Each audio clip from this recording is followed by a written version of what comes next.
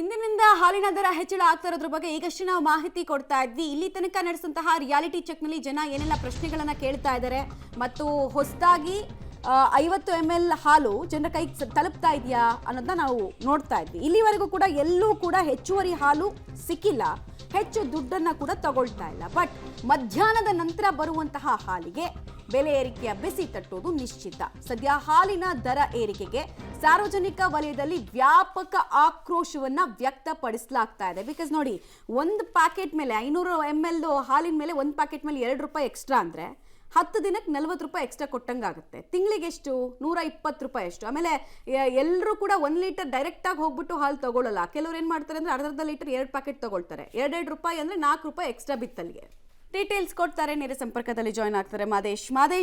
ನೀವಿರುವಂತಹ spot ನಲ್ಲಿ reality check ನಡೆಸಿದಾಗ, ಜನರನ್ನ ಮಾತಾಡಿಸಿದಾಗ ಅವರಿಂದ ವ್ಯಕ್ತವಾಗ್ತಾ ಇರುವಂತಹ ಅಭಿಪ್ರಾಯಗಳೇನು? ಒಂದ್ ಕೈಯಲ್ಲಿ ಕೊಟ್ಟು ಒಂದ್ ಕೈಯಲ್ಲಿ ಕಿತ್ಕೊಳ್ತಾ ಇದೆ ಸರ್ಕಾರ ಅನ್ನೋ ಅಭಿಪ್ರಾಯನ ಏನೇನು ಹೇಳ್ತಾ ಇದ್ದಾರೆ, ಮತ್ತು ಈ ಬೆಲೆ ಏರಿಕೆಯ ರಿಫ್ಲೆಕ್ಷನ್ ಮಧ್ಯಾಹ್ನದ ನಂತರನೇ ರಿಫ್ಲೆಕ್ಟ್ ಆಗುವಂತಹ ಸಾಧ್ಯತೆ ಎಷ್ಟರ ಮಟ್ಟಿಗಿದೆ ಅಂತ?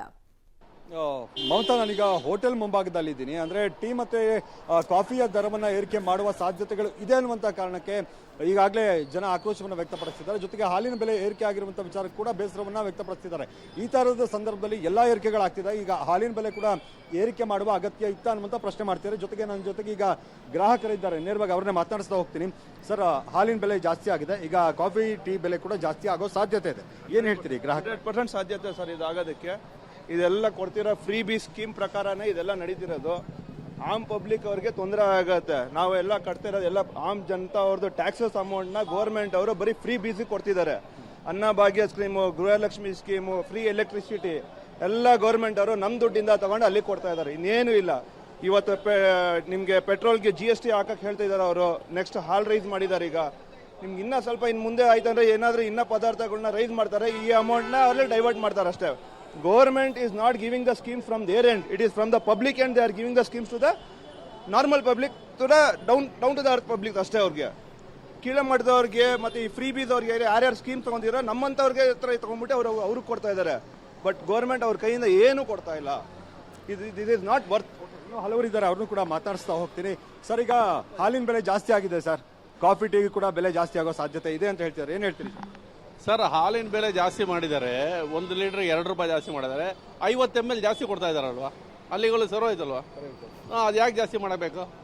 ಮಾಡೋ ರೀಸನ್ ಏನಿಲ್ಲ ಸರ್. ನಿಮ್ಗೇನು ಅನ್ಸುತ್ತೆ ಸರ್? ಸರ್, ನಮಗೂ ಒಂಥರ ಬೇಜಾರಿದೆ. ಯಾಕಂದರೆ ಸರ್ಕಾರ ಬಂದಾಗ 5 ಯೋಜನೆಗಳು ಕೊಟ್ಟರು. ಆ 5 ಯೋಜನೆಯಲ್ಲಿ ಫಲಾನುಭವಿಗಳು ಕೆಲವ್ರು ಇದ್ದಾರೆ, ಕೆಲವ್ರು ಇಲ್ಲ. ಜೊತೆಗೆ ಫಲಾನುಭವಿಗಳಿಗೆ ಸ್ಯಾಟಿಸ್ಫೈ ಮಾಡ್ಬೇಕನ್ಬಿಟ್ಟು ಪೆಟ್ರೋಲ್ ಜಾಸ್ತಿ ಮಾಡಿದ್ರು, 3 ರೂಪಾಯಿ. ಬೇರೆ ರಾಜ್ಯಗಳು ಕಂಪೇರ್ ಮಾಡಿದಾಗ ಕಮ್ಮಿ ಅಂದರು, ಬಟ್ ಅದು ಸರಿ ಇಲ್ಲ. ಇಲ್ಲಿ ಏನು ರೇಟ್ ಇದೆ ಅದನ್ನೇ ಉಳಿಸ್ಬೇಕಾಗಿತ್ತು. ಇವಾಗ ಕರೆಂಟ್ ರೇಟ್ ಜಾಸ್ತಿ ಎಕ್ಸಾಂಪಲ್ ಕೊಟ್ಟಿದ್ದೆ ತಪ್ಪು ಅಂತಾನ ನೀವು ಹೇಳೋದು? 100% ತಪ್ಪು ಸರ್. 4 ಚಿಲ್ಲರೆ ಇದ್ದಿದ್ದು ಒಂದು ರೆಸಿಡೆನ್ಷಿಯಲ್ ಯೂನಿಟ್ ಇವತ್ತು 7 ರೂಪಾಯಿ ಕೊಡ್ತಾ ಇದೀವಿ ಸರ್. ನಿಯರ್ಲಿ 80% ಜಾಸ್ತಿ ಮಾಡಿದ್ದಾರೆ. ಬಸ್ಸಲ್ಲಿ ಬರೀ ರೆಡ್ ಬಸ್ಸು ಕೆಲವ್ರು ಮಾತ್ರನೇ ಕಮ್ಮಿ ಮಾಡಿ ಮಿಕ್ಕಿದ ಬೆಲೆಗಳು ಜಾಸ್ತಿ ಮಾಡಿದ್ರು. ಕರೆಂಟ್ ಜಾಸ್ತಿ, ನೆಕ್ಸ್ಟ್ ವಾಟರ್ ಜಾಸ್ತಿ, ಒಂದೊಂದೇ ಜಾಸ್ತಿ ಮಾಡ್ತಾ ಇದ್ದಾರೆ. ಯಾಕಂದ್ರೆ ಈ 4 ವರ್ಷ ಸರ್ಕಾರ ಇರುತ್ತೆ ಅಂತ ಧೈರ್ಯ ಇದೆ, ಅದಕ್ಕೆ ಹಿಂಗೆಲ್ಲ ಮಾಡ್ತಾ ಇದ್ದಾರೆ. ತಪ್ಪು. ಓಕೆ, ಮಾಲೀಕರನ್ನು ಮಾತಾಡ್ತೀನಿ, ಹೋಟೆಲ್ ಮಾಲೀಕರನ್ನು ಕೂಡ ಮಾತಾಡ್ತೀನಿ, ಏನು ಹೇಳ್ತಾರೆ ಅಂತ. ಸರ್, ಈಗ ಹಾಲಿನ ಬೆಲೆ ಜಾಸ್ತಿ ಆಗಿದೆ, ಕಾಫಿ ಟೀ ಬೆಲೆ ಕೂಡ ಜಾಸ್ತಿ ಆಗುತ್ತೆ, ಹೇಗೆ? ಸದ್ಯಕ್ಕೆ ಅಂತೂ ಮಾಡೋ ಯೋಚನೆಯಲ್ಲಿಲ್ಲ. ಮುಂದೆ ಅನಿವಾರ್ಯ ಇದ್ದಾಗ ಮಾಡಲೇಬೇಕಂತ ಪರಿಸ್ಥಿತಿ ಬರ್ತದೆ, ನೋಡ್ಬಿಟ್ಟು ಮಾಡ್ತೀವಿ. ಚರ್ಚೆ ಆಗ್ತಾ ಇದೆ, ಇಮಿಡಿಯೇಟ್ ಅಂತೂ ಇಲ್ಲ.